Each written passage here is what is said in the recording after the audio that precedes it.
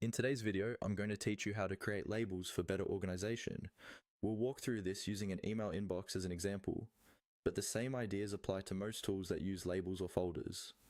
By the end, you'll know exactly how to set up clear, nested labels so you can find what you need quickly and keep your inbox under control.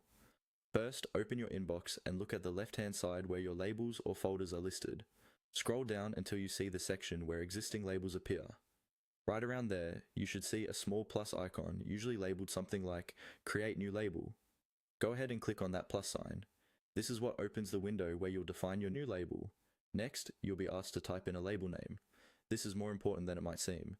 Choose a name that clearly describes the type of emails or items you want to store there. For example, instead of something vague like stuff, try invoices, client projects, or travel plans. Clear names make it much easier to stay organized later, especially as you create more labels over time.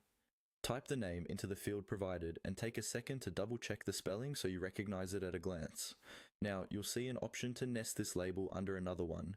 This is usually a checkbox or toggle that says something like Nest Label Under. Click on that option. Nesting simply means you're creating a sub-label or a child label inside a broader category. This is great for breaking big topics into smaller, more specific sections. Once you've chosen to nest the label, a drop-down menu will appear, showing your existing labels. From here, select the parent label you want this new one to live under. For example, if your parent label is Work, you might nest a new label called Reports or Meetings underneath it. Think of the parent label as the main folder, and your new label as a subfolder inside it. Pick the parent that makes the most sense for how you think and search. Finally, when everything looks right, click on the Create button. Your new label will now appear in the list on the left side of your inbox, either on its own or nested neatly under the parent label you selected.